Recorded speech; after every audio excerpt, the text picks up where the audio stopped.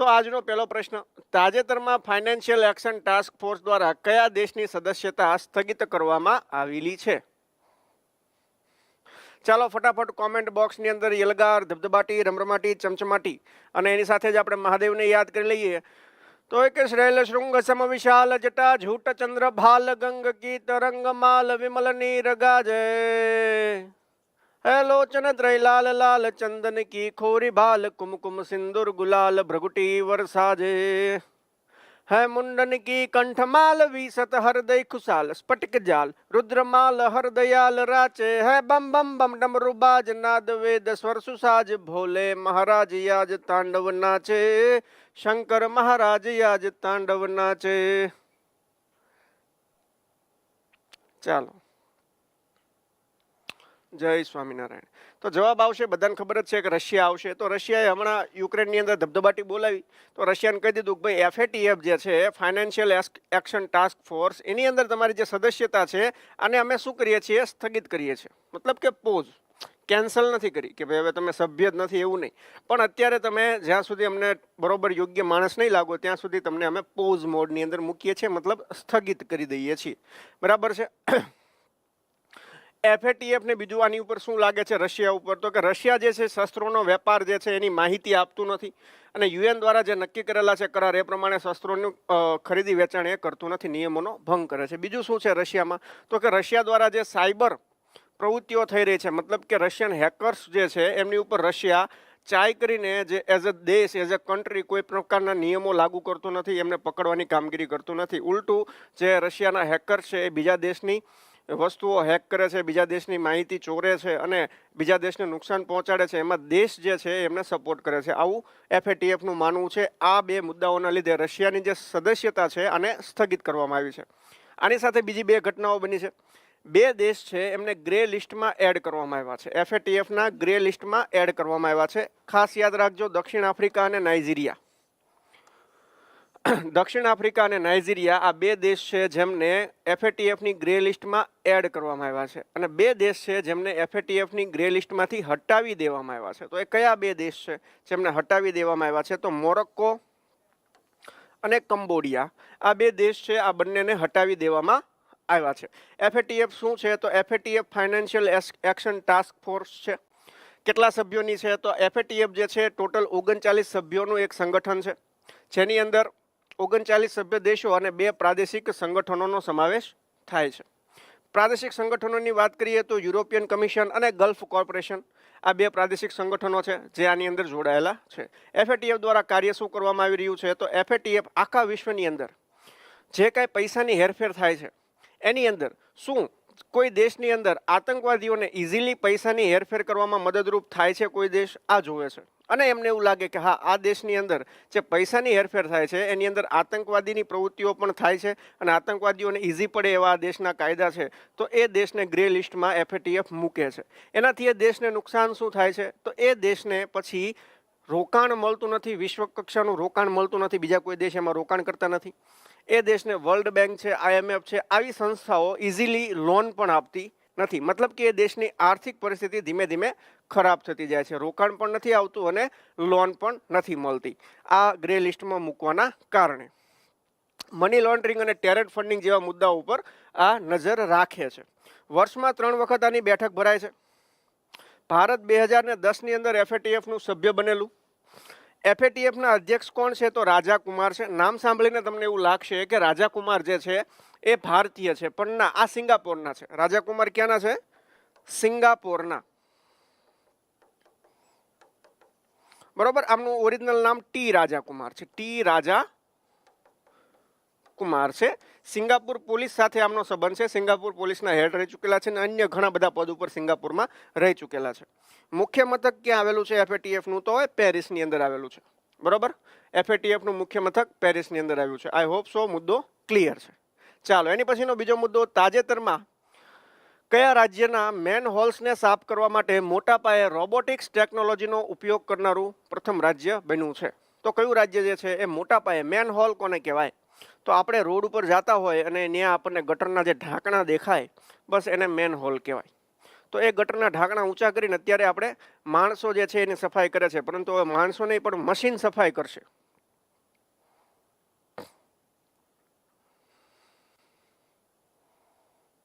ચાલો, જુનાગઢમાં બરફ પડ્યો એમ? પડે પડે ભાઈ, જુનાગઢ કહેવાય, ત્યાં ગમે એ પડે.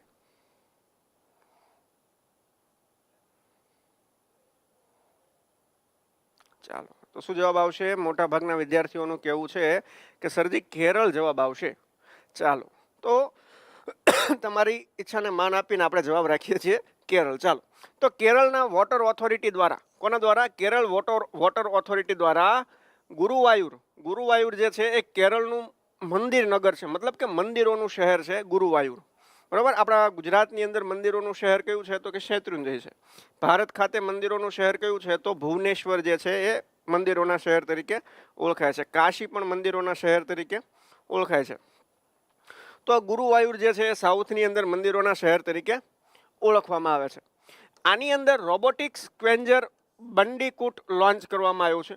બરોબર, નામ યાદ રાખજો, બેન્ડીકૂટ. તો બેન્ડીકૂટ છે શું? તો કે એક રોબોટ છે, ગટર સાફ કરવા માટેનું રોબોટ છે બેન્ડીકૂટ.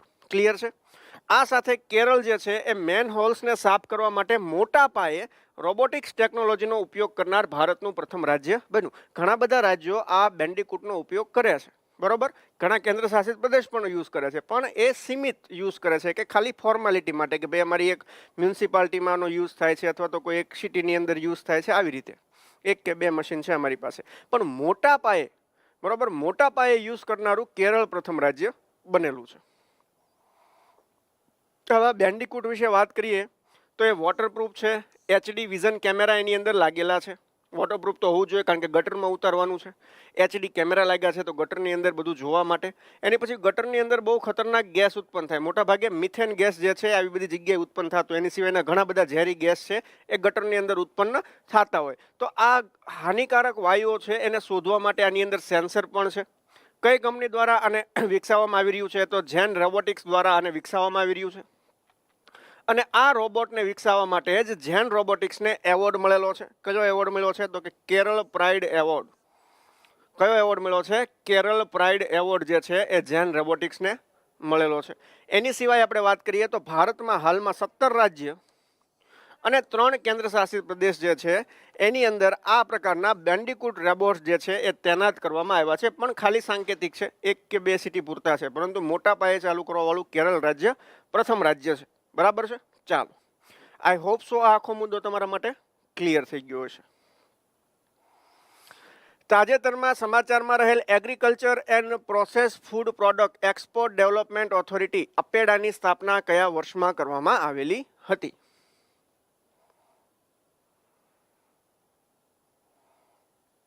જો આપણે આજે 56 ટોપિક કરવાના છે. કેટલા? 56 ટોપિક. બરાબર છે? એટલે થોડીક ઝડપ તમને એવું લાગશે કે સાહેબ કરી રહ્યા છે, પણ 56 ટોપિક પણ ભણાવી રહ્યા છે. ચાલો, તો શું જવાબ આવશે? ચાલો, લગભગ રેગ્યુલર વિદ્યાર્થીઓ બધાના જવાબ કેવા છે? સાચા છે. તો શું જવાબ આવશે? 1985 જવાબ આવશે. શું જવાબ આવશે? 1985 આવશે. તો અપેડાની સ્થાપના 1985માં કરવામાં આવી હતી. શું છે અત્યારે હાલનો મુદ્દો? તો અપેડા જે છે એ ભારતની એવી સંસ્થા છે કે જે ક્લિયર કરે અહીંયાથી કે ભાઈ આ માલ સામાન જે છે એને સર્ટિફિકેટ આપે કે આ એક્સપોર્ટ કરવાની ક્વોલિટીનો સામાન છે. તમારે કોઈ પણ માલ સામાન એક્સપોર્ટ કરવો હોય તો તમારે પહેલાં અપેડાની મંજૂરી લેવી પડે. અપેડા તમને મંજૂરી આપે, તમારો માલ ચેક કરે, પછી તમે એ સામાનને એક્સપોર્ટ કરી શકો છો. હવે આપણે આપણો સામાન એક્સપોર્ટ કરવો છે ક્યાં? તો કે ગલ્ફ કન્ટ્રીઝમાં. કઈ કન્ટ્રીમાં? ગલ્ફ કન્ટ્રીમાં. તો ગલ્ફ કન્ટ્રીની અંદર આખું બધા દેશોનું એક સંગઠન છે, gulf corporation commission. Gulf corporation countries આખું એક કમિશન છે.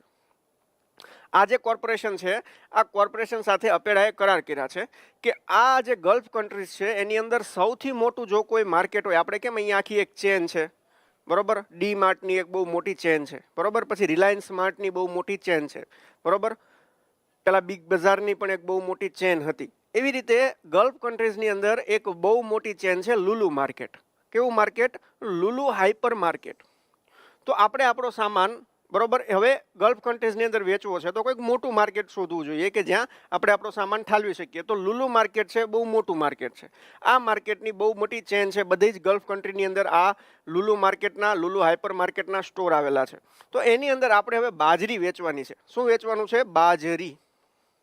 બાજરી અને બાજરીની લગતી જે બીજી પ્રોડક્ટ છે એ હવે આપણે ડાયરેક્ટ લુલુ હાઇપર માર્કેટની અંદર મોકલશું. હવે આ કરાર કયા અનુસંધાને કરવામાં આવ્યું? તો આ જે વર્ષ ચાલી રહ્યું છે, આ કયું વર્ષ ચાલી રહ્યું છે? તો આ ઇન્ટરનેશનલ મિલેટ યર ચાલી રહ્યું છે.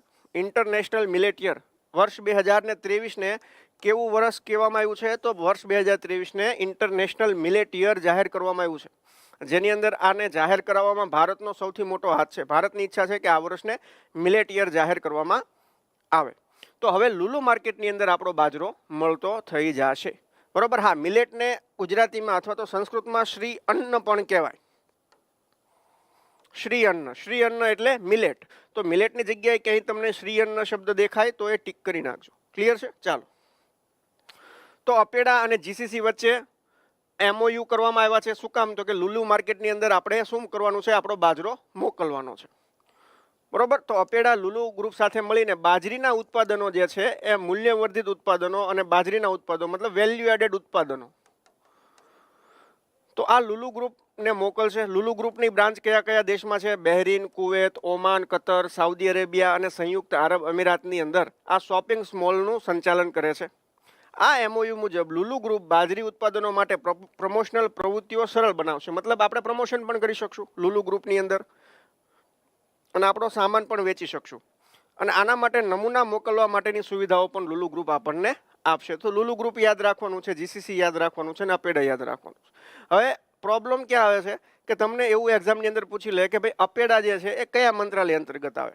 તો હવે અપેડાનું ફૂલ ફોર્મ થાય છે એ થી શરૂ થાય છે, તો એમાં જ એગ્રીકલ્ચર આવે છે. તો આપણે ભોળા ભાવે ટીક કરી નાખીએ કે ભાઈ એગ્રીકલ્ચર મંત્રાલય મતલબ કૃષિ મંત્રાલય અંતર્ગત આવે છે, પણ એવું નથી. તો અપેડાનું ફૂલ ફોર્મ થાય છે agriculture and process food product export development authority. બરોબર. આની અંદર શબ્દ એગ્રીકલ્ચર છે, પણ આનું સંચાલન જે છે એ વાણિજ્ય અને ઉદ્યોગ મંત્રાલય અંતર્ગત કરવામાં આવે છે. તો આ જે અપેડા છે એ કયા મંત્રાલય અંતર્ગત આવે છે? સૌથી પહેલા યાદ રાખજો, વાણિજ્ય અને ઉદ્યોગ મંત્રાલય. આના મંત્રી અત્યારે કોણ છે કેન્દ્રમાં? તો પિયુષ ગોયલ આના મંત્રી છે. પિયુષ ગોયલ જે છે એ વાણિજ્ય અને ઉદ્યોગ મંત્રાલયના મંત્રી છે. મુખ્ય મથક નવી દિલ્હીમાં આવેલું છે. અધ્યક્ષ આના ડોક્ટર M અંગમુથુ છે. આની સ્થાપના ભારત સરકાર દ્વારા 1985માં એક સંસદની અંદર કાયદો બનાવીને કરવામાં આવેલી. બરોબર. તો વર્ષ 1985માં સંસદ દ્વારા પસાર કરાયેલ કૃષિ and process food product export development authority act અંતર્ગત આની સ્થાપના કરવામાં આવેલી. ક્લિયર છે? ચાલો.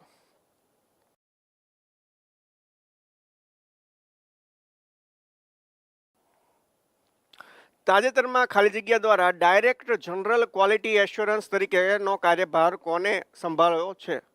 Director general quality assurance. ચાલો.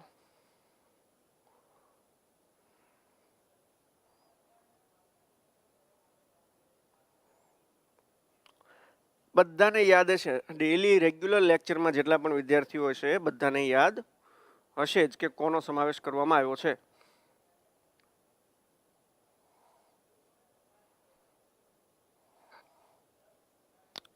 બરાબર. તો બધાને શીખવાડ્યું છે કે RS રીન. બરાબર. RS Rin, lieutenant general RS Rin જે છે, ઓપ્શન એ જવાબ આવશે. લેફ્ટનન્ટ જનરલ RS રીન જે છે એ નવા બન્યા છે.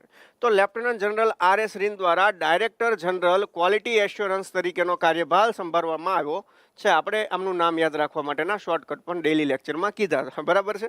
ચાલો. તો ડાયરેક્ટર જનરલ ક્વોલિટી એશ્યોરન્સ એ એક આંતર સેવા સંસ્થા છે. મતલબ કે આ ઇન્ડિયન આર્મીની સંસ્થા નથી, ઇન્ડિયન એરફોર્સની સંસ્થા નથી, ઇન્ડિયન નેવીની સંસ્થા નથી. આ ત્રણ સંસ્થાઓની અંદર દેખરેખ રાખે છે. આ જે સંસ્થાઓ છે, Indian army, Indian air force, Indian navy, આને સામાન્ય વસ્તુઓની જરૂર પડતી હોય છે.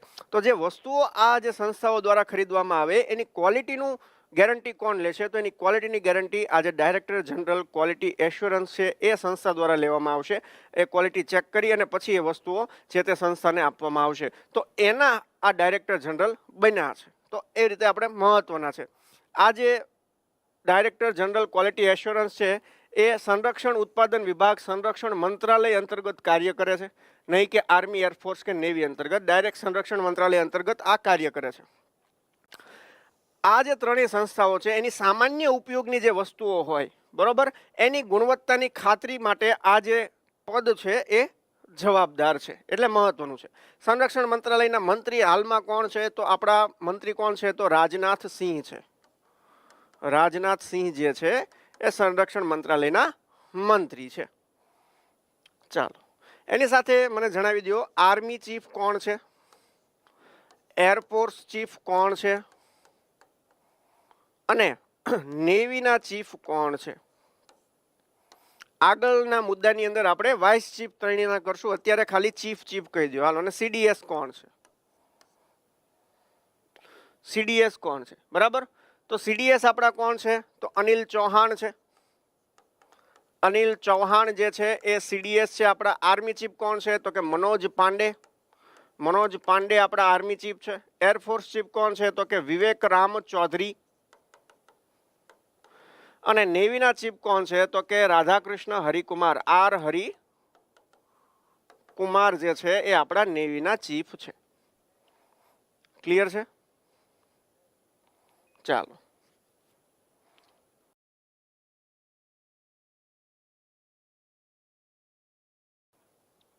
તાજેતરમાં ગુજરાત રાજ્યના જિલ્લાના કુકમા નજીક natural farming and vermi wash યુનિટનું ઉદ્ઘાટન કરવામાં આવ્યું છે. તો આ કુકમા જે છે એ કયા જિલ્લામાં આવેલું છે, અથવા તો કયા શહેરની નજીક આવેલું છે? બરોબર, મહેસાણાની નજીક આવ્યું છે, ભુજની નજીક આવ્યું છે, અમદાવાદ નજીક આવ્યું છે, કે ગાંધીનગરની નજીક આવ્યું છે?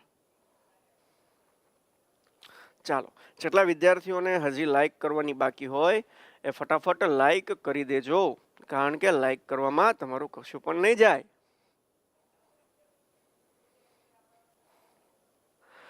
યા કુંદેન્દુ તુષારહાર ધવલા યા શુભ્રવસ્ત્રામૃતા યા વીણાવરદંડમંડિતકરા યા શ્વેતપદ્માસના યા બ્રહ્માચ્યુત શંકર પ્રભુતિભિર દેવૈ સદા વંદિતા સામાન પાતુ સરસ્વતી ભગવતી નિશેષ જાડ્યાપહ. તો જવાબ આવશે ભુજ. શું જવાબ આવશે? ભુજ. તો ભુજના કુકમા નજીક Indian council of agriculture research ICAR ની DDGO ડોક્ટર S.K. ચૌધરી દ્વારા natural farming and vermi wash યુનિટનું ઉદ્ઘાટન કરવામાં આવ્યું છે. તો તમારે ખાલી આટલું યાદ રાખવાનું છે, natural farming and vermi wash યુનિટનું ઉદ્ઘાટન કુકમામાં કરવામાં આવ્યું છે, જે કચ્છમાં હાલની અંદર છે. ચાલો, તાજેતરમાં સમાચારમાં રહેલ સોયુઝ MS-23 અવકાશયાન કયા દેશ સાથે સંકળાયેલું છે? તાજેતરમાં ચર્ચામાં રહેલ સોયુઝ MS-23 યાન જે છે કયા દેશ સાથે સંકળાયેલું છે?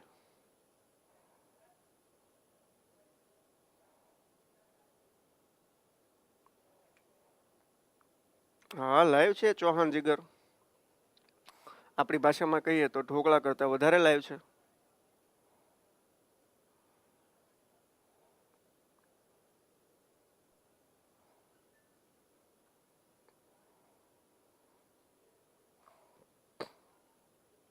ચાલો, તો શું જવાબ આવશે? તો જવાબ આવશે રશિયા. તો એકચ્યુઅલીમાં થયું છે એવું કે ઇન્ટરનેશનલ સ્પેસ સેન્ટર જે છે એની અંદર, બરાબર, ઇન્ટરનેશનલ સ્પેસ સ્ટેશન જે છે એની અંદર 3 અવકાશ યાત્રીઓ ભૂલા પડી ગયા છે. તો હવે આપણે ગાંધીનગરમાં ભૂલા પડીએ કે કોઈ શહેરની અંદર ભૂલા પડીએ તો આપણે કોઈકને રસ્તો પણ પૂછી શકીએ. હવે આ લોકો સાથે પ્રોબ્લેમ એ થઈ છે કે આ લોકો કોઈને રસ્તો પણ પૂછી શકે એમ નથી, કારણ કે જો મળે તો એમને એલિયન મળે, ભેગા યાનમાં બેસાડીને એમના ગ્રહ ઉપર લઈ જાય. ક્યાં જવું? કોઈક નીકળે તો એને પૂછાય નહીં, શાંતિથી આમને પડ્યું રહેવાય, બરાબર, કારણ કે અવકાશની અંદર બહુ રિસ્ક લેવાય નહીં. હવે પાછા પણ આવી શકે એમ નથી, કોઈ પાસે લિફ્ટ પણ લઈ શકે એમ નથી. તો બધાએ નક્કી કર્યું કે 2-3 જણાને પાછા લાવવા માટે આપણે એક યાન મોકલશું. તો આપણે એક યાન મોકલું છે, એટલે રશિયાએ નક્કી કર્યું કે અમે મોકલીએ છીએ, કારણ કે 2 રશિયન છે આની અંદર અને 1 અમેરિકન છે, બરાબર છે. તો ચાલો, તો આ જે યાન મોકલું છે એનું નામ છે સોયુઝ MS-23, જે આ અવકાશ યાત્રીઓને પાછા લઈને આવશે. જે આ પાછા લઈને અવકાશ યાત્રીઓને આવશે એની અંદર 2 રશિયન અને 1 અમેરિકન અવકાશ યાત્રી છે, સોયુઝ MS-23. 3 ક્યાંથી આને છોડવામાં આવ્યું છે? તો કઝાકિસ્તાનના બાયકોનુર સ્પેસ સેન્ટરથી આને છોડવામાં આવ્યું છે. ક્યાંથી? બાયકોનુર સ્પેસ સેન્ટર, કઝાકિસ્તાન. તો સાહેબ રશિયાએ કેમ કઝાકિસ્તાનથી પોતાનું આ છોડ્યું? તો એનું કારણ મિત્રો એટલું છે કે રશિયા જ્યારે ત્યારે યુએસએસઆર હતું ત્યારે બહુ મોટું રશિયા હતું.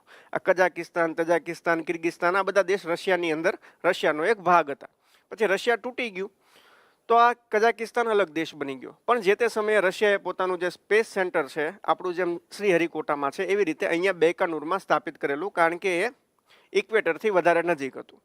એટલે રશિયા હવે શું કરે છે કે આ પોતાનું સ્પેસ સેન્ટર તો અહીંયા કઝાકિસ્તાનમાં જ રાખે છે અને કઝાકિસ્તાનને ભાડા પેટે પૈસા આપી દે છે, બરાબર છે. એટલે બૈકાનુર જે છે એની અંદરથી એ રશિયા જે છે એ પોતાના સેટેલાઇટ અથવા તો પોતાના રોકેટ જે છે એ છોડે છે.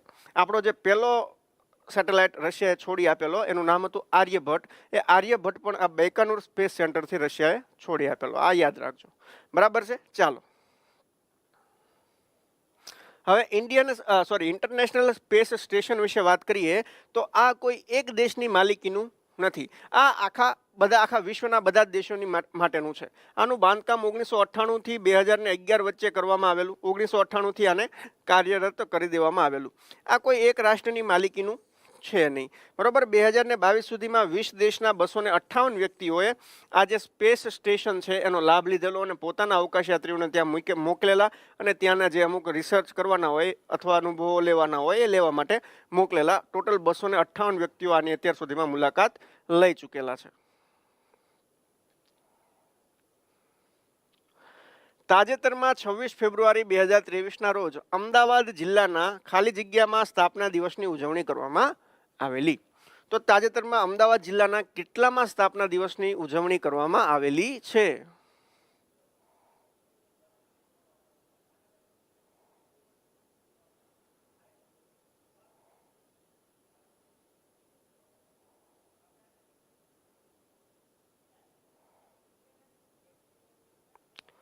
ચાલો, એટલી હું ગેરંટી આપું છું કે આજનો લેક્ચર જે લોકો રેકોર્ડેડ જોઈ રહ્યા છે એમને કોઈને 1.5x ઉપર જોવાની જરૂર પડશે નહીં. નોર્મલ સ્પીડમાં જોશે તો એ વાંધો આવશે નહીં. ચાલો,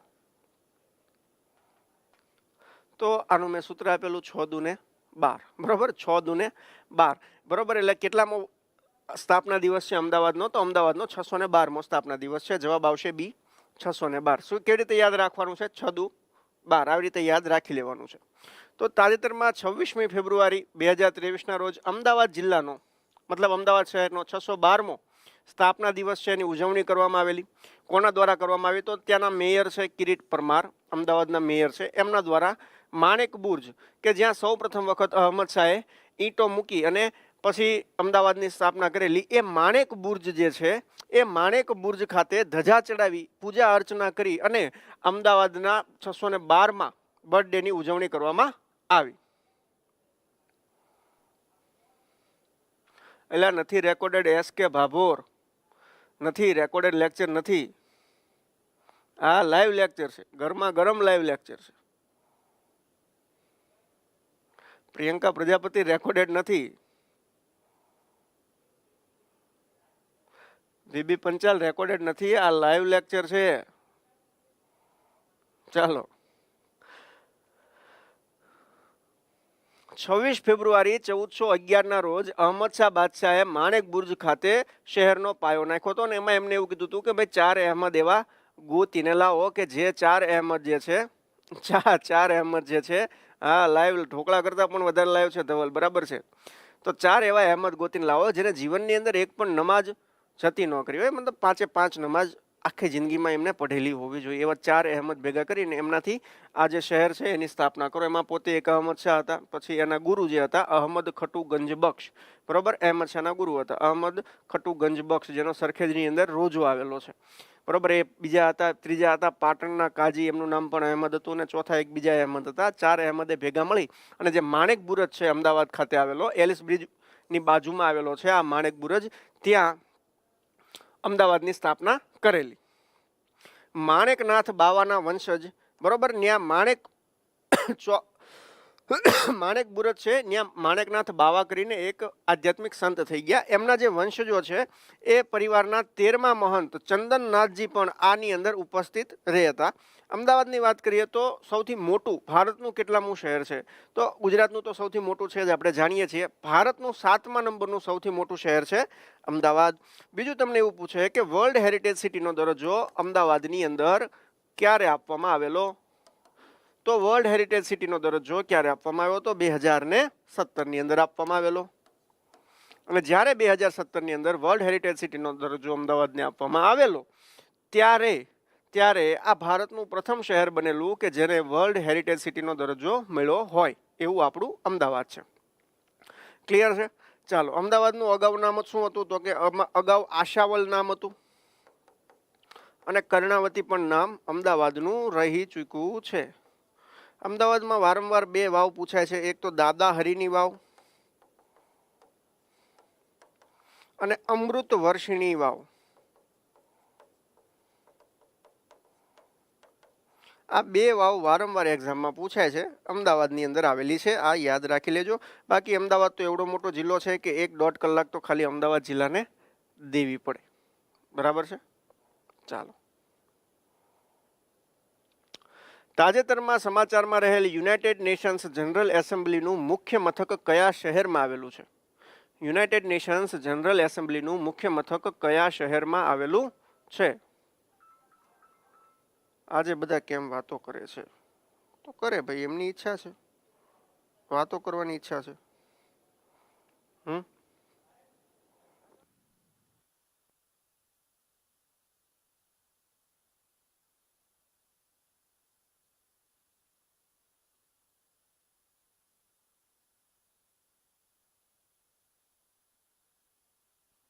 હેલો, અવાજ આવી રહ્યો છે? ક્લિયર?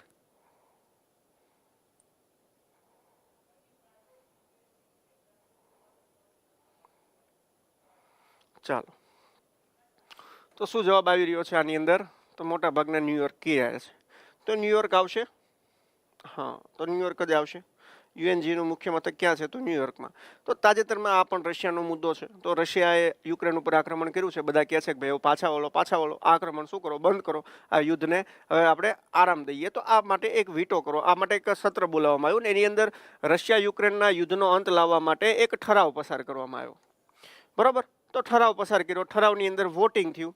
તો વોટિંગમાં કેટલા વોટ મળ્યા? એ રશિયાને વિરોધમાં પડ્યા. તો રશિયાની વિરુદ્ધમાં ટોટલ 141 વોટ પડેલા છે અને રશિયાના પક્ષની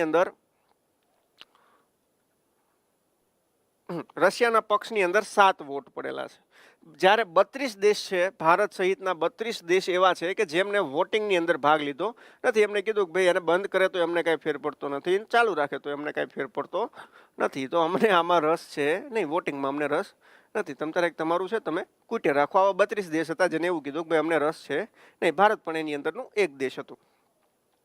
આ ઠરાવ દ્વારા યુનાઇટેડ જનરલ એસેમ્બલીએ સભ્ય દેશોને ખાદ્ય સુરક્ષા, ઉર્જા, નાણાં, પર્યાવરણ અને પરમાણુ સલામતી સુરક્ષા પરના યુદ્ધની વૈશ્વિક અસરોને સંબોધવા માટે એકતાની ભાવનાની સહકાર આપવા વિનંતી કરી છે કે ભાઈ એકતા લાવો, આ બધા મુદ્દાઓની ચર્ચા કરો. આ યુદ્ધના લીધે આ બધા મુદ્દાઓ જે છે એની ઉપર અસર પડી રહી છે.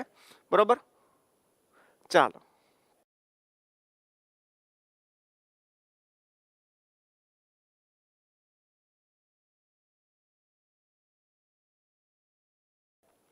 તો ભારત સહિત 32 સભ્ય દેશોએ મતદાનથી દૂર રહ્યા છે. આ મુદ્દો યાદ રાખજો કે ભારતે મતદાન કર્યું નથી. અને યુનાઇટેડ નેશન જનરલ એસેમ્બલીના જે જનરલ સેક્રેટરી છે એમનું નામ શું છે? તો એન્ટોનિયો ગુટેરસ છે. શું નામ છે? એન્ટોનિયો ગુટેરસ નામ છે. અને તમને બધાને કોમેન્ટની અંદર મને જણાવો, મિતિએ તો જવાબ આપી દીધો, તમે બધા જણાવો કે જનરલ સેક્રેટરી યુએનજીએના કોણ છે અને પ્રેસિડેન્ટ કોણ છે? આ બે અલગ છે. જનરલ સેક્રેટરી કોણ છે અને પ્રેસિડેન્ટ કોણ છે?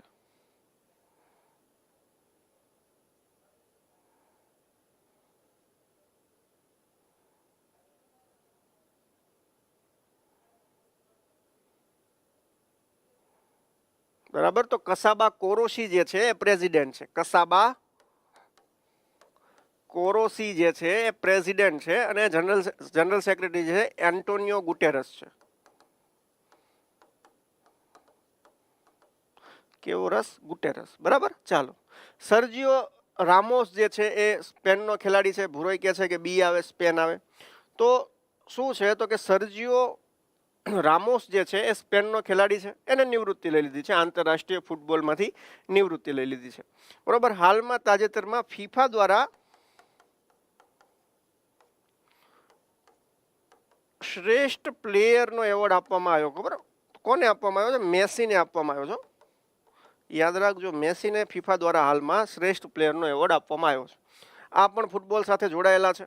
ફૂટબોલ સાથે એક બીજા પણ પ્લેયર જોડાયેલા છે. ફૂટબોલ સાથે બીજા કયા પ્લેયર જોડાયા છે? તો એ પ્લેયરનું નામ છે પેલે. એ ક્યાંના હતા? તો એ બ્રાઝિલના હતા, બરાબર. એ બ્રાઝિલના હતા જે ફૂટબોલ સાથે જોડાયેલા હતા. અને એમનું પણ હમણાં શું થયું છે? તાજેતરમાં નિધન થયેલું છે. તો આ પણ યાદ રાખજો. તો આ જે છે એ સ્પેનના ખેલાડી છે જેમને નિવૃત્તિ લીધી છે. ચાલો, બરાબર.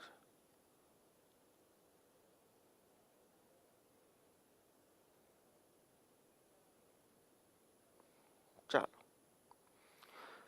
તો સર્જિયો રામોસ જે છે એ 180 મેચ રમી ચૂકેલા છે. 18 વર્ષની એમની કારકિર્દી છે. 37 વર્ષના હાલમાં થયા છે. 2005માં અમને શરૂ કરેલું ફૂટબોલ રમવાનું. 2010, 2008 અને 2012માં યુરો ચેમ્પિયનશિપ જીતનાર સ્પેનની જે ટીમ છે આના એક ભાગ હતા, બરોબર. આ જે ટીમમાં રમતા એ ટીમ સતત 3 વખત 10, 8 અને 12ની અંદર યુરો ચેમ્પિયનશિપ જીતી હતી. એક્ઝામની અંદર આપણને શું પૂછે? તો એક્ઝામની અંદર આપણને પૂછી લે કે સર્જિયો રામોસ જે છે એ કયા દેશના હતા અથવા તો કઈ રમત સાથે સંકળાયેલા હતા? તો સ્પેનના હતા, ફૂટબોલ સાથે સંકળાયેલા હતા. બસ આટલું ક્લિયર. ચાલો, તાજેતરમાં સમાચારમાં રહેલા પ્રધાનમંત્રી કિસાન સન્માન નિધિ યોજનાની શરૂઆત કયા વર્ષમાં કરવામાં આવી? પ્રધાનમંત્રી કિસાન સન્માન નિધિ યોજનાની શરૂઆત કયા વર્ષમાં કરવામાં આવી? હા ભાઈ, જુઓ ધવલ કહે છે કે લાઈક બાકી હોય એકવાર કરી દેજો.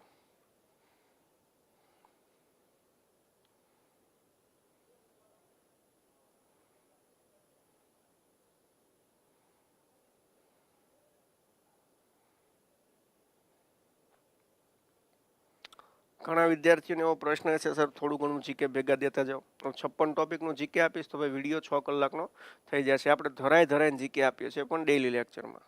સો જેને જીકે વિથ કરંટ અફેર જોવું હોય ને એ પ્લીઝ ડેઈલી કરંટ અફેરના લેક્ચર જોવાનું શરૂ કરી દેજો. ચાલો,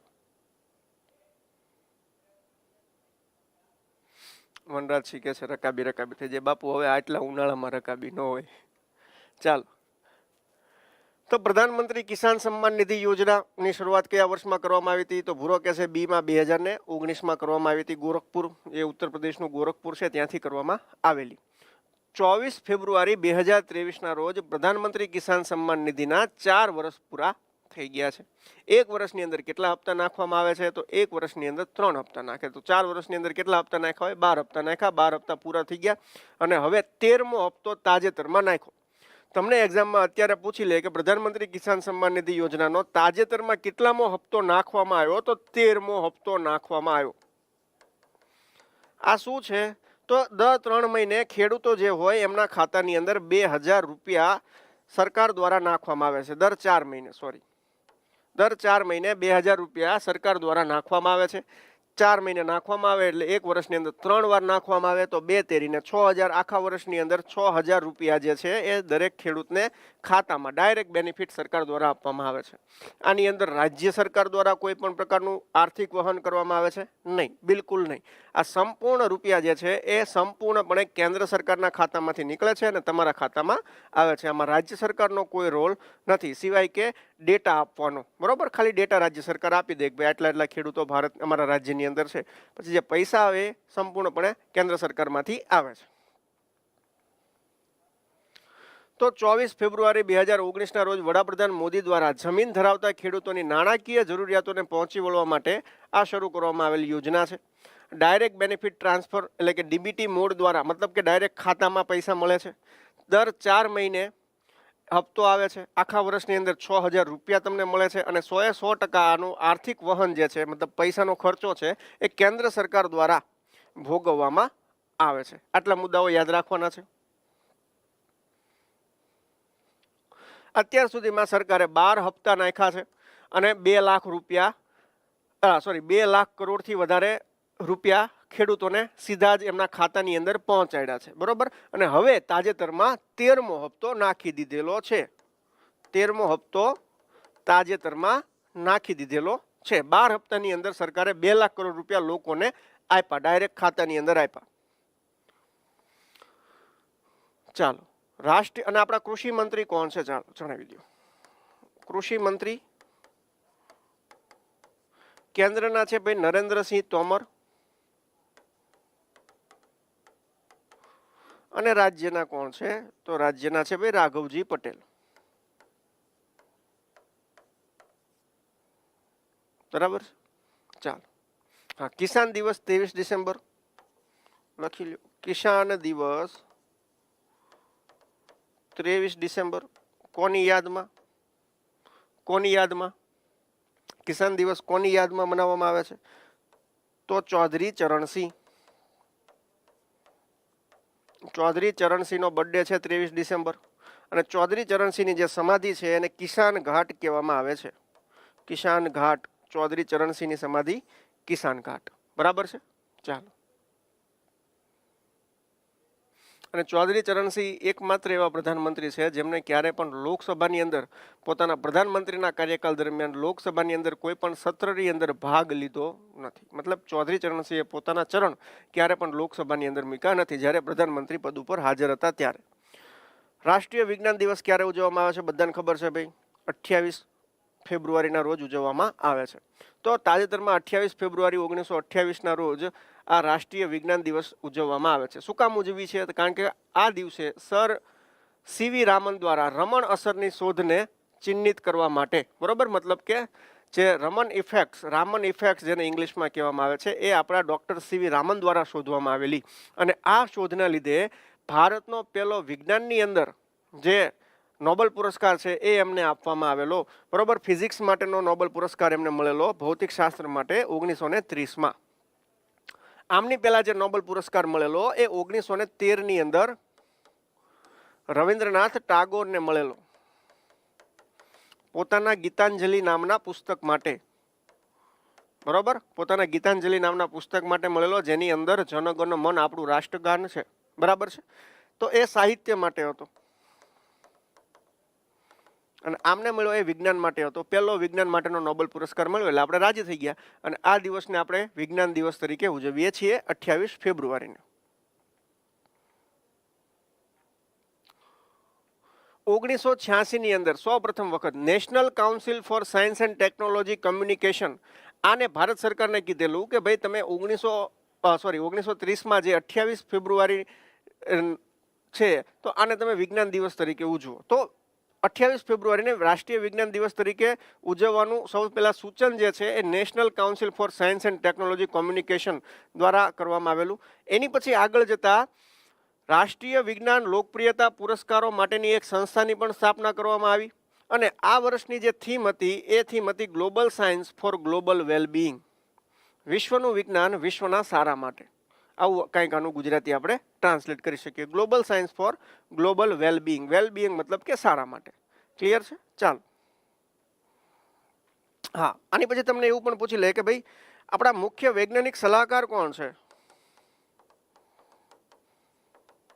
મુખ્ય વૈજ્ઞાનિક સલાહકાર તો અજય સૂદ છે, બરાબર. અજય સૂદ મુખ્ય વૈજ્ઞાનિક સલાહકાર છે. એની પછી તમને એવું પૂછી લે કે ભાઈ વિજ્ઞાન અને ટેકનોલોજી દિવસ ક્યારે ઉજવવામાં આવે છે? તો 28 ફેબ્રુઆરી લખીને નહીં આવવાનું, તો જવાબ આવશે 11 મે, બરાબર. વિજ્ઞાન દિવસ અલગ છે, વિજ્ઞાન અને ટેકનોલોજી દિવસ અલગ છે. વિજ્ઞાન અને ટેકનોલોજી દિવસ 11 મેના રોજ ઉજવવામાં આવે છે. વિજ્ઞાન મંત્રી ડોક્ટર જીતેન્દ્રસિંહ છે, બરાબર છે. આપણા વિજ્ઞાન મંત્રી કોણ છે? ડોક્ટર જીતેન્દ્રસિંહ વિજ્ઞાન મંત્રી છે. ચાલો, તાજેતરમાં નવી દિલ્હીના પ્રગતિ મેદાન ખાતે નવી દિલ્હી વિશ્વ પુસ્તક મેળાની કેટલામી આવૃત્તિનું આયોજન કરવામાં આવેલું? તો તાજેતરમાં નવી દિલ્હી ખાતે કેટલામી આવૃત્તિ પુસ્તક મેળાની કેટલામી આવૃત્તિનું આયોજન કરવામાં આવેલું? ચાલો ફટાફટ કોમેન્ટ બોક્સની અંદર યલગાર, રમકાર, ધબધબાટી, ચમચમાટી યા હોમ કરીને પડો ફતેહ છે આગે. વંદે દેવયુમાપતિમ સુરગુરુમ વંદે જગત કારણમ વંદે પન્નગભૂષણમ મૃગધરમ વંદે પશૂનાં પતે વંદે સૂર્ય શશાંક વહનિ નયનમ વંદે મુકુંદમ પ્રિયમ વંદે ભક્તજનાશ્રયમ ચ વરદમ વંદે શિવમ શંકરમ વંદે શિવમ શંકરમ.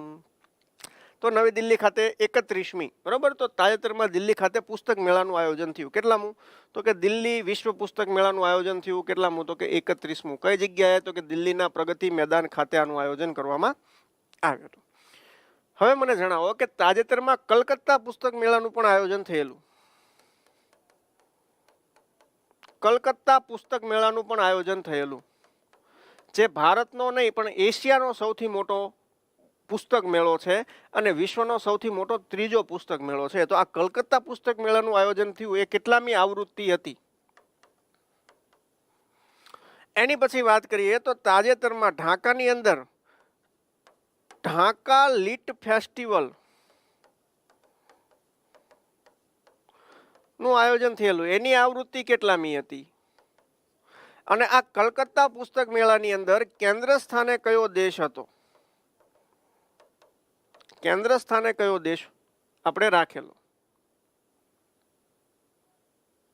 તો કલકત્તા પુસ્તક મેળાની કલકત્તા પુસ્તક મેળાની 46મી આવૃત્તિ હતી, ઢાકા પુસ્તક મેળાની 10મી આવૃત્તિ હતી અને કલકત્તા પુસ્તક મેળાની અંદર જે સ્પેન નામનો દેશ છે આને આપણે ફોકસ કન્ટ્રી, મતલબ કે કેન્દ્ર સ્થાને સ્પેન નામના દેશને આપણે રાખેલો છે, બરોબર છે. અને સ્પેન પણ હવે મેડ્રિડ બુક ફેરનું આયોજન કરશે 2025માં, ત્યારે ભારતને ફોકસ કન્ટ્રી તરીકે રાખશે અને આપણે કલકત્તા બુક ફેસ્ટિવલની અંદર કેન્દ્ર સ્થાને સ્પેનને રાખ્યું. એટલે સ્પેનવાળા લોકોને બહુ સારું લાગ્યું, મજા આવી, એટલે એમને પશ્ચિમ બંગાળની 5 યુનિવર્સિટીઓમાં પુસ્તકો પણ દાનમાં આપ્યા છે. ચાલો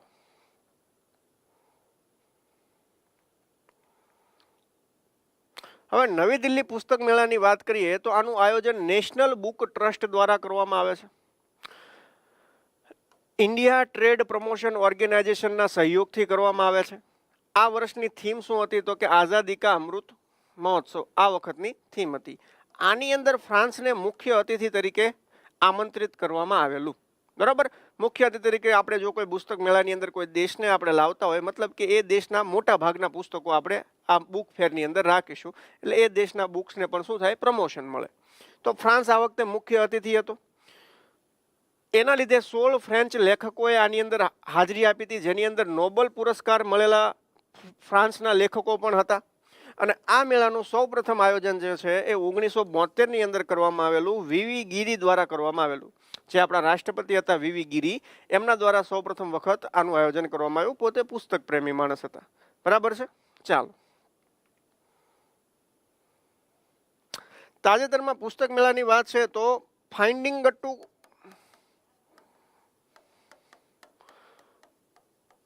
ના લેખક કોણ છે અને અલપ જલપના લેખક કોણ છે? ચાલો, એની પછી સીએમ્સ ડાયરી કોની ઉપર લખવામાં આવેલું પુસ્તક છે? એની પછી એક્ઝામ વોરિયરના લેખક કોણ છે? એની પછી રેત સમાધિના લેખક કોણ છે?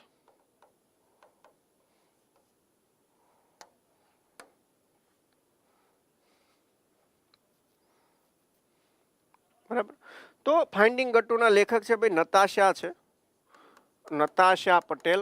ફાઇન્ડિંગ ગટ્ટુ એમને ટ્રાન્સલેટ કરી છે. બેઝિકલી જે અલપ જલપ છે પન્નાલાલ પટેલની આત્મકથા, આ પન્નાલાલ પટેલની જે આત્મકથા છે એને ઇંગ્લિશમાં ટ્રાન્સલેટ કરી છે, જેનું નામ આપ્યું છે ફાઇન્ડિંગ ગટ્ટુ. અલપ જલપ ઓરિજિનલ છે પન્નાલાલ પટેલની. સીએમ્સ ડાયરી છે એ હેમંત વિશ્વ શર્મા ઉપર લખાયેલ પુસ્તક છે. હેમંત વિશ્વ શર્મા હાલમાં અસમના સીએમ છે, અસમના. એની પછી એક્ઝામ વોરિયર આપણા જે પીએમ છે નરેન્દ્રભાઈ મોદી, એમના દ્વારા લખાયેલ પુસ્તક છે અને બધા જ ભાજપ શાસિત રાજ્યોમાં આનો પ્રચાર પ્રસાર કરવામાં આવ્યો છે. રેત સમાધિ છે આના ગીતાંજલિ શ્રી દ્વારા લખાયેલ પુસ્તક છે. અને આ એકમાત્ર એવું પુસ્તક છે જેને ઇન્ટરનેશનલ બુકર પ્રાઇઝ એવોર્ડથી સન્માનિત કરવામાં આવેલું હિન્દી પુસ્તક. બરોબર. આનું ઇંગ્લિશ વર્ઝન છે, આનું જે ઇંગ્લિશ વર્ઝન છે આ ઇંગ્લિશ વર્ઝનનું નામ છે ટોમ્બ ઓફ સેન્ડ. બરોબર, ટોમ્બ ઓફ સેન્ડ ઇંગ્લિશ વર્ઝનનું નામ છે.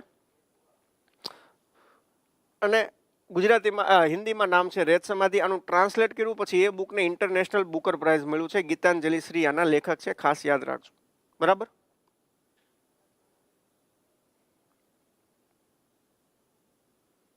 ચાલો,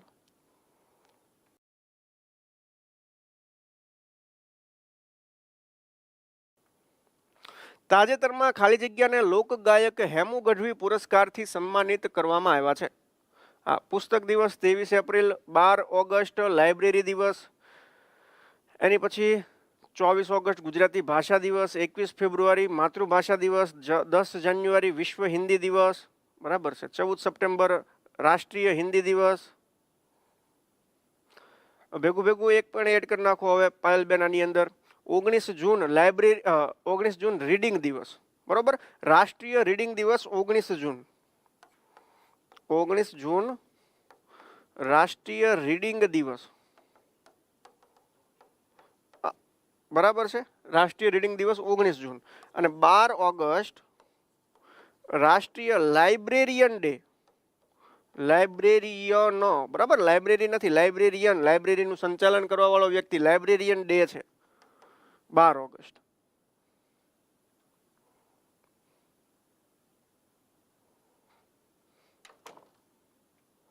ચાલો, આની અંદર શું જવાબ આવશે? તો લોકગાયક હેમુ ગઢવી પુરસ્કાર તો રેગ્યુલરમાં બધાને ખબર જ છે. તો શું જવાબ આવશે? તો જવાબ આવશે લાખણસિંહભાઈ ગઢવી. તો લાખણસિંહભાઈ ગઢવી જે છે એ લાખણસિંહભાઈ ગઢવીને લોકગાયક હેમુ ગઢવી પુરસ્કાર પ્રાપ્ત થયેલ છે. તો સૌરાષ્ટ્ર યુનિવર્સિટી દ્વારા 2 પુરસ્કાર આપવામાં આવે છે. એક તો ઝવેરચંદ મેઘાણી પુરસ્કાર અને બીજું હેમુ ગઢવી પુરસ્કાર.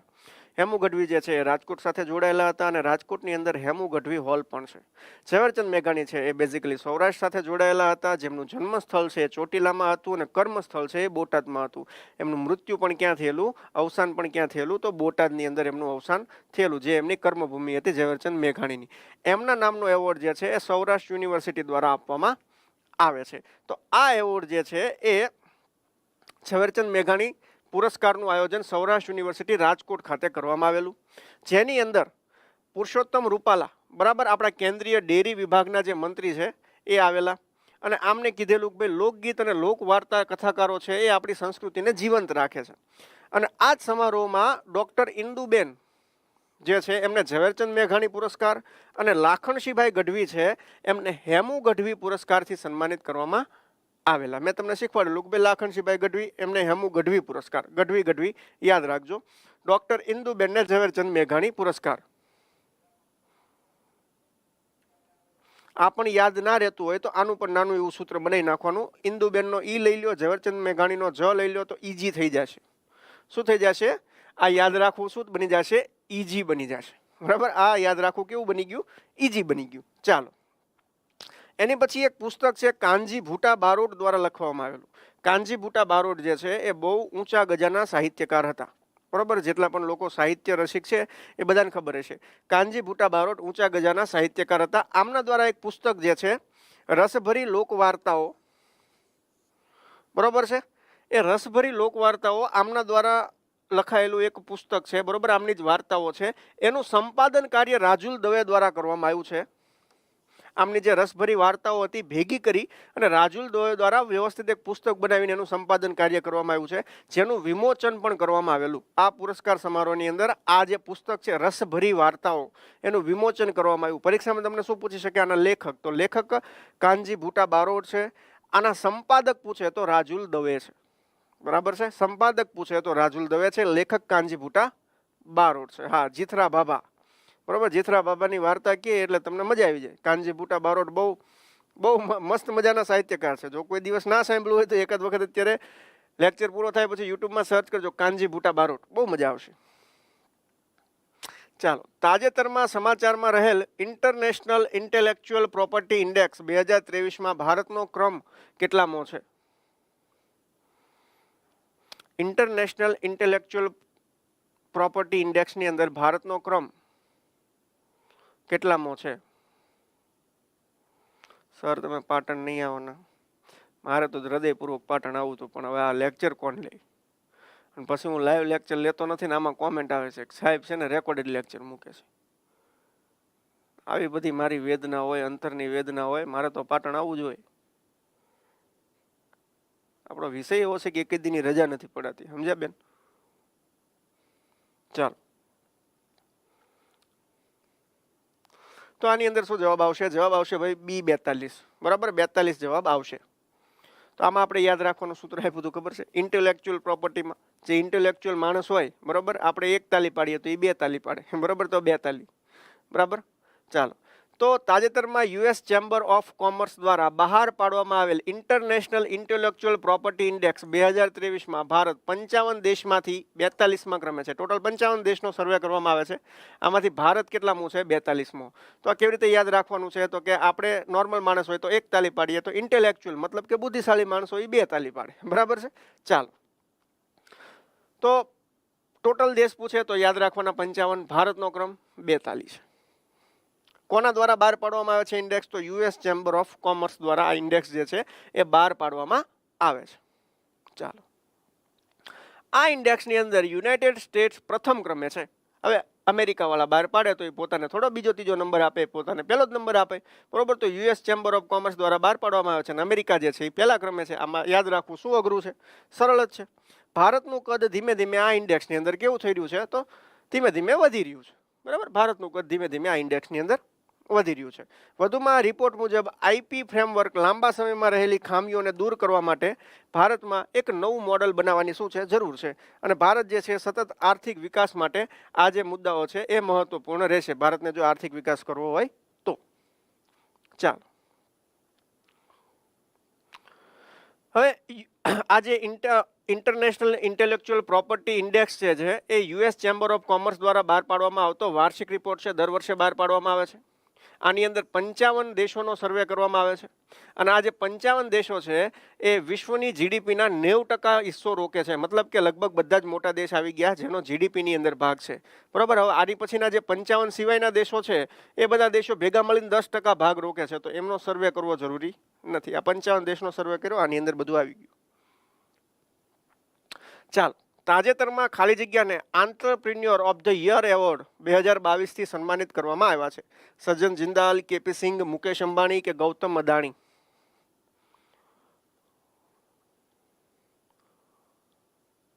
ના. એશ કા દીવાના? ના, નથી, જરૂર નથી, જરૂર નથી. GPSC નો એક ટાઈમ હતો જ્યારે કરવું જરૂરી હતું. દાસા સાહેબ ગયા પછી એ ટાઈમ નથી. હવે આટલું કરો ઇનફ છે.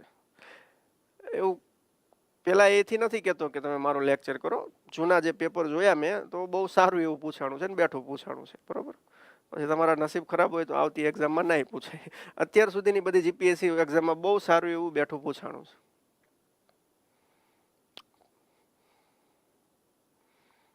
અને GPSC માટે કરંટ અફેરમાં ધ હિન્દુ હવે ના કરો તો સારું. દાસા સાહેબ વખતે કરવું જરૂરી હતું. હવે ધ હિન્દુ નથી પૂછાતું એટલું બધું. હવે આ ટાઈપના ફેક્ચ્યુઅલ ક્વેશ્ચન જ આવી જાય છે. પહેલાં તો કેવું હતું કે આખું એક કરંટ અફેર એટલે દાસા સાહેબ વખતે GPSCની અંદર સેન્ટેન્સ આવતા અને એનું જો બહુ ગહન અધ્યયન ના કરેલું હોય કરંટ અફેરનું તો એ તમે કરંટમાં માર્ક જ ના લઈ શકતા, બરોબર. હવે એ બધી ગધા મજૂરી ના કરતા. હવે વ્યવસ્થિત આટલું કરી નાખો, બહુ થઈ ગયું. મેગેઝિન અને આપણી મંથલી આવે, વાંચી નાખો, સારા એવા સ્કોર કરી નાખશો તમે કરંટમાં. ચાલો, તો એ સજ્જન જિંદાલ. શું જવાબ આવશે? સજ્જન જિંદાલ. સજ્જન જિંદાલને એવોર્ડ મળ્યો છે.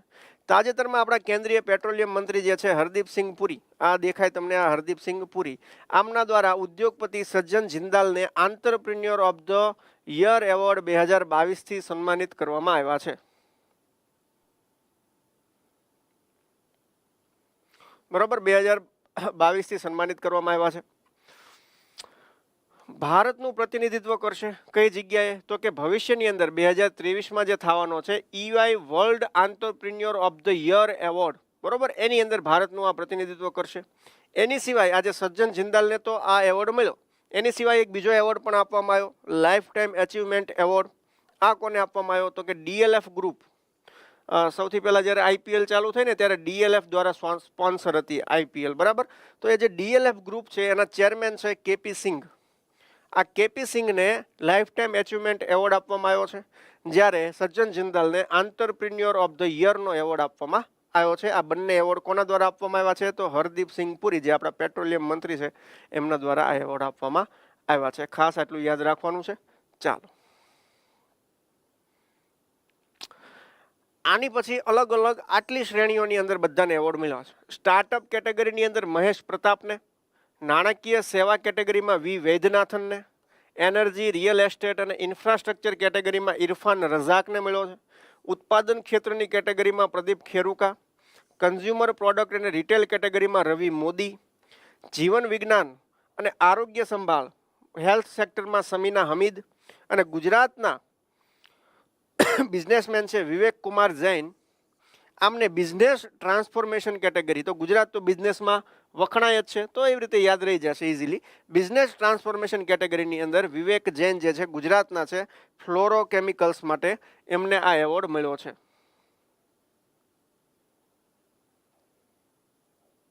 ચાલો, હવે સજ્જન જિંદાલ વિશે વાત કરીએ તો એમના ગ્રુપનું નામ છે JSW ગ્રુપ ઓફ કંપનીઝ.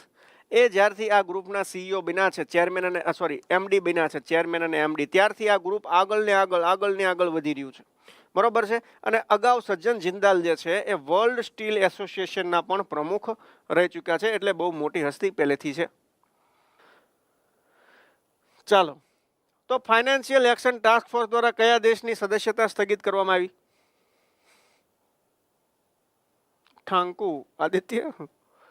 ચાલો, તો જવાબ આવશે ભાઈ રશિયા. એની પછી મેન હોલ સાફ કરવા માટે મોટા પાયે કયા રોબોટિક્સ ટેકનોલોજીનો ઉપયોગ કરનાર પ્રથમ રાજ્ય કયું બન્યું છે? તો એનો જવાબ શું આવશે? તો જવાબ આવશે ભૈલાવ કેરળ. ચાલો, agriculture and process food products export development authority, અપેડાની સ્થાપના કયા વર્ષમાં કરવામાં આવેલી? તો અપેડાની સ્થાપના કરવામાં આવેલી ભૈલાવ 1985. જેને લાઈક કરવાનું બાકી હોય ફટાફટ લાઈક કરી દેજો, અને તમારા બધા મિત્રોને આ લિંક શેર કરી દેજો, જેથી વધારે લોકોનું વીકલી કરંટ અફેર થઈ જાય ભાઈ. સમાચારમાં રહેલ સોયુઝ MS-23 અવકાશયાન કયા દેશ સાથે સંકળાયેલા છે? આ બધા ભૂલા પડી ગયેલા બાળકોને લેવા જવાના છે આપણે, બરાબર. કોણ છે? તો આ કયા દેશનું છે? તો આ રશિયાનું છે, બરાબર છે. ચાલો, 26 ફેબ્રુઆરી 2023ના રોજ અમદાવાદ જિલ્લામાં કેટલામો સ્થાપના દિવસ ઉજવવામાં આવ્યો? અમદાવાદનો કેટલામો સ્થાપના દિવસ આપણે ઉજવો છે? તો એનો જવાબ આવશે 612, 6 દુને 12. યુનાઇટેડ નેશન જનરલ એસેમ્બલીનું મુખ્ય મથક કયા શહેરમાં આવેલું છે? આ ટોટલ મેં 20 જ પ્રશ્ન લીધા છે. તમે ટોટલ આ 56 ટોપિક કર્યા, બરાબર. તમે આમ ગણશો ને વિડીયો જોઈને તો તમે ટોટલ 56 ટોપિક આજે કર્યા છે, પણ આમાં આપણે ટેસ્ટમાં ખાલી 20 ક્વેશ્ચન લઈશું. UNGનું મુખ્ય મથક કયા શહેરમાં આવેલું છે? તો ન્યુયોર્કમાં આવેલું છે, બરાબર. સમાચારમાં રહેલ ફૂટબોલ ખેલાડી સર્જિયો રામોસ કયા દેશના ખેલાડી છે? તો સર્જિયો રામોસ જે છે એ પહેલા સ્પેનના ખેલાડી છે. પ્રધાનમંત્રી કિસાન સન્માન નિધિ યોજનાની શરૂઆત કયા વર્ષમાં કરવામાં આવેલી? તો 2019નું વર્ષ હતું, ઇલેક્શન આવવાના હતા, બરોબર. છેલ્લા ઇલેક્શન ક્યારે ગયા? 2019માં ગયા, ત્યારે જ શરૂ કરી હતી, 2019માં. રાષ્ટ્રીય વિજ્ઞાન દિવસ દર વર્ષે કઈ ફેબ્રુઆરીના રોજ ઉજવવામાં આવે છે? તો રાષ્ટ્રીય વિજ્ઞાન દિવસ વહેલાવ પણ આમાં ખોટો જવાબ છે. રાષ્ટ્રીય વિજ્ઞાન દિવસ વહેલાવ ક્યારે ઉજવવામાં આવે છે? તો 28 ફેબ્રુઆરીના રોજ ઉજવવામાં આવે છે, બરાબર. કઈ ફેબ્રુઆરી આવશે? 28 ફેબ્રુઆરી. ચાલો, દિલ્હીના પ્રગતિ મેદાન ખાતે નવી દિલ્હી વિશ્વ પુસ્તક મેળાની કેટલામી આવૃત્તિનું ઉદ્ઘાટન કરવામાં આવેલું? તો કેટલામી આવૃત્તિનું ઉદ્ઘાટન કરવામાં આવેલું? તો 31. લોકગાયક હેમુ ગઢવી પુરસ્કારથી કોને સન્માનિત કરવામાં આવ્યા છે? તો કોને લોકગાયક હેમુ ગઢવી પુરસ્કારથી સન્માનિત કરવામાં આવ્યા છે? તો લાખણસિંહભાઈ ગઢવી. લાખણસિંહભાઈ ગઢવીને હેમુ ગઢવી પુરસ્કારથી સન્માનિત કરવામાં આવ્યા છે. અને ઈજીમાં ઝવેરચંદ મેઘાણી પુરસ્કારથી ઇન્દુબેનને સન્માનિત કરવામાં આવ્યા છે. તાજેતરમાં સમાચારમાં રહેલ ઇન્ટરનેશનલ ઇન્ટેલેક્ચ્યુઅલ પ્રોપર્ટી ઇન્ડેક્સ, બરોબર, આપણે 1 તાલી વગાડવાની, આ લોકો કેટલી તાલી વગાડે? 2 તાલી. તો આનો ક્રમ કેટલામો છે? ઇન્ટરનેશનલ ઇન્ટેલેક્ચ્યુઅલ પ્રોપર્ટી ઇન્ડેક્સનો 42. બરાબર. ચાલો, entrepreneur of the year award 2022 કોને સન્માનિત કરવામાં આવ્યા છે? તો એ વ્યક્તિ કેવા છે? સજ્જન છે, સજ્જન જિંદાલ. સજ્જન જિંદાલને સન્માનિત કરવામાં આવ્યા છે. માર્કોની એવોર્ડ 2023 એનાયત કરવામાં આવ્યો. કોને એનાયત કરવામાં આવ્યો છે? માર્કોની એવોર્ડ. માર્કોની એવોર્ડ કોને એનાયત કરવામાં આવ્યો છે? તો એ હરિબાલકૃષ્ણન. કોણ છે? હરિબાલકૃષ્ણન. હરિબાલકૃષ્ણન દ્વારા આ બાલકૃષ્ણનને આ એવોર્ડ એનાયત કરવામાં આવ્યો છે. તાજેતરમાં દેશની મહિલા ક્રિકેટ ટીમે, કયા દેશની મહિલા ક્રિકેટ ટીમે T20 વર્લ્ડ કપ 2023 જીતો છે? તો કયા દેશની મહિલા ક્રિકેટ ટીમ છે? તો એ છે ભાઈ ઓસ્ટ્રેલિયા છે.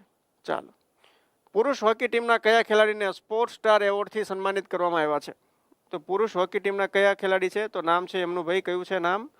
શ્રીજેશ નામ છે. શું નામ છે? શ્રીજેશ. એની પછી તાજેતરમાં global system for mobile association GSMA દ્વારા કયા દેશને ગવર્મેન્ટ લીડરશિપ એવોર્ડ 2023 આપવામાં આવ્યો છે? તો કયા દેશને આપવામાં આવ્યો છે ગવર્મેન્ટ લીડરશિપ એવોર્ડ 2023? તો એ જવાબ છે ભારત.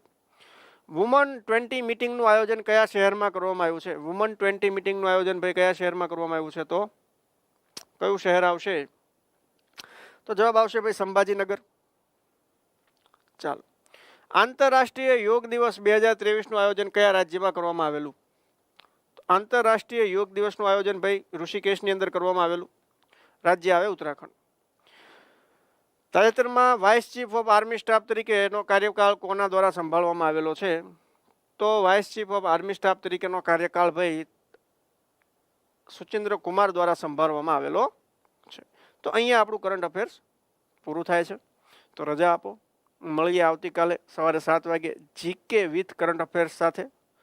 બહુ મસ્ત મજાનું જીકે હોય છે ડેઇલી કરંટ અફેરમાં. તો ડેઇલી કરંટ અફેર ભરો, બરાબર છે?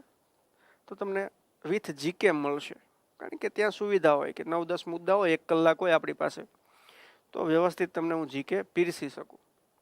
વીકલીમાં એ સુવિધાઓ ઓછી હોય છે. ચાલો, તો મળીએ આવતીકાલે સવારે 7 વાગે. બધાએ આવી જવાનું છે, બરાબર છે? તો ત્યાં સુધી જય હિન્દ ગુજરાત, વંદે માતરમ ગુજરાત, બાય બાય ગુજરાત, અને ભગવાન તમને બધાને ખૂબ સુખી રાખે.